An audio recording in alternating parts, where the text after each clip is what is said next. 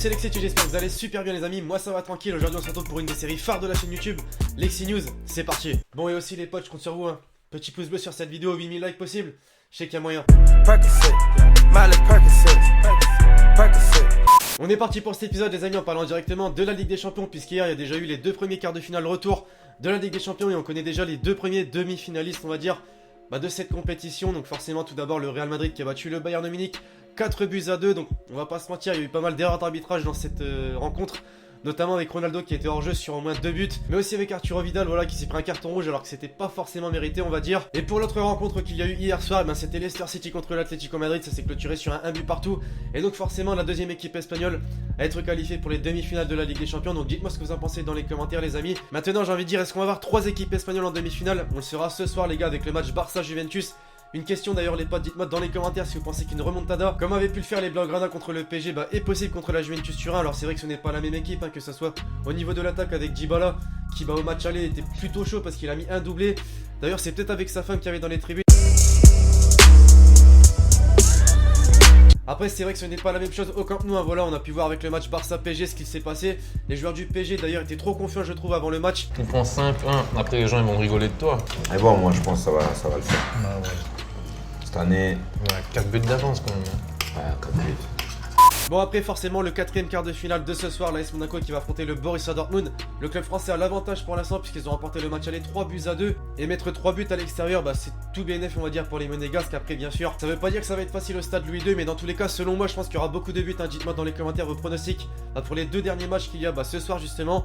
En parlant de Dortmund les amis, on va parler de un de leurs joueurs, donc Marc Bartra qui a été blessé je vous le rappelle lors des incidents sur le bus du Borussia Dortmund lors du match aller. Donc tout va mieux pour lui comme vous pouvez le voir sur cette image. Malheureusement il sera indisponible durant 4 semaines, donc c'est quand même un gros coup dur pour le club allemand qui doivent s'en séparer pour la Ligue des Champions alors qu'il est vraiment très important. En tout cas une chose est sûre, voilà, les événements du match aller ça va forcément bouleverser le club allemand. Bon désormais les potes, je voulais pas forcément en parler mais je suis obligé puisque ces derniers temps dans le football c'est un petit peu la pagaille, on va pas se mentir, avec les différents incidents, notamment avec l'Olympique Lyonnais qui a eu pas mal de problèmes, on va pas se mentir, que ce soit déjà premièrement en Europa League contre le Beşiktaş, voilà on va pas se mentir, c'était un petit peu le bordel.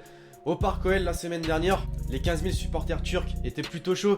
Et parmi ces supporters justement, il y a eu pas mal d'affrontements avec les Lyonnais qui les ont poussés, pour certains, à aller sur le terrain puisqu'ils recevaient des projectiles etc. Donc franchement assez choquant.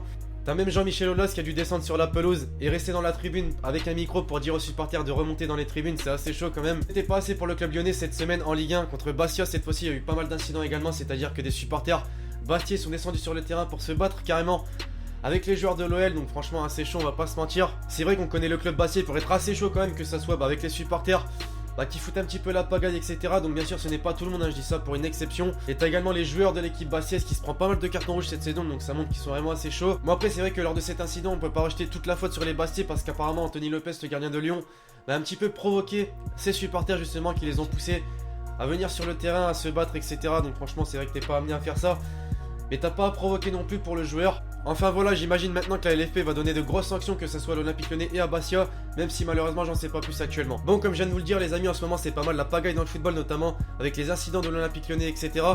Et bien cette fois-ci c'est pas des jets de projectiles ou de pétards sur le terrain, non les amis, cette fois-ci on se retrouve au championnat du Danemark, un match opposant le club de Brøndby au club de Copenhague, un derby en fait là-bas. Et durant ce match en fait t'as des supporters de Brøndby qui ont balancé des rats morts carrément sur les joueurs de Copenhague. Donc non c'est pas des pétards, c'est bel et bien des rats morts. Alors vous allez me dire comment ils ont pu rentrer dans le stade avec ça dans les mains etc. Franchement même moi je saurais pas vous dire, je pense que les stadiers ils ont dû bien voir pour pas s'apercevoir que les trimballer avec ça les supporters. Dans tous les cas voilà, on peut dire encore une scène inattendue et lamentable dans le football qu'on peut voir. On enchaîne cette fois-ci les potes avec Cristiano Ronaldo. C'est vrai que dans le dernier épisode de Lexi News je vous avais dit qu'il était un petit peu agacé du Real Madrid puisque le club était très intéressé par des joueurs comme Eden Hazard ou Antoine Griezmann, et ça plaisait pas à Ronaldo puisque lui il veut rester la vedette du club.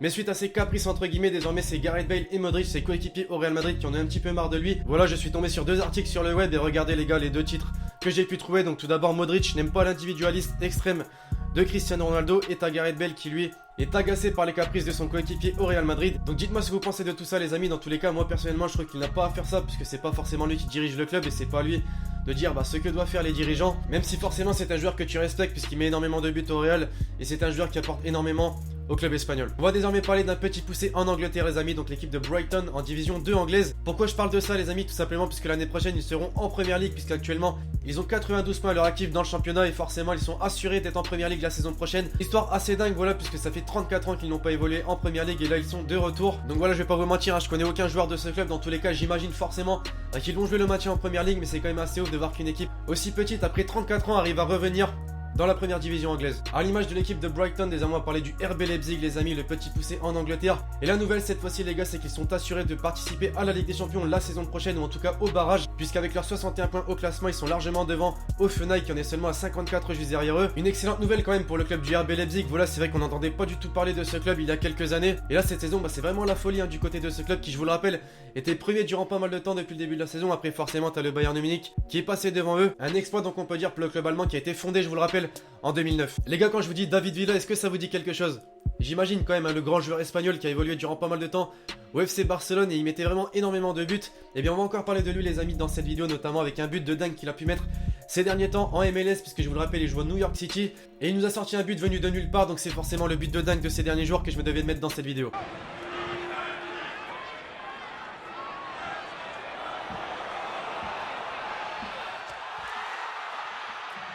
Bref, on va directement conclure cette vidéo les potes en regardant les gros matchs qu'il va y avoir en fin de semaine, puisque je vous le rappelle, ce mois d'avril, il y a vraiment de gros matchs à venir. Donc forcément, dès ce soir, les deux derniers matchs des quarts de finale, retour de la Ligue des Champions avec le FC Barcelone qui va affronter la Juventus Turin. On a également l'AS Monaco qui va affronter le Borussia Dortmund. Ensuite, ce n'est pas fini les gars, puisque ce week-end, de très gros matchs qui s'annoncent. Tout d'abord en Première Ligue avec Chelsea qui va affronter Tottenham, donc vraiment un match très intéressant. Dimanche, alors là, c'est vraiment la journée de football les gars, tout d'abord avec le Classico Real Barça. Ensuite, il y aura également en Turquie le Galatasaray qui va affronter le Fenerbahçe. En Angleterre, encore une fois, cette fois-ci, c'est Arsenal qui va affronter Manchester City. Et enfin, on aura le PSV Eindhoven qui va affronter l'Ajax Amsterdam aux Pays-Bas. Donc vraiment de très gros matchs à venir. Et dites-moi dans les commentaires tous vos pronostics.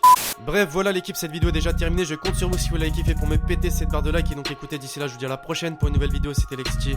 Ciao, ciao.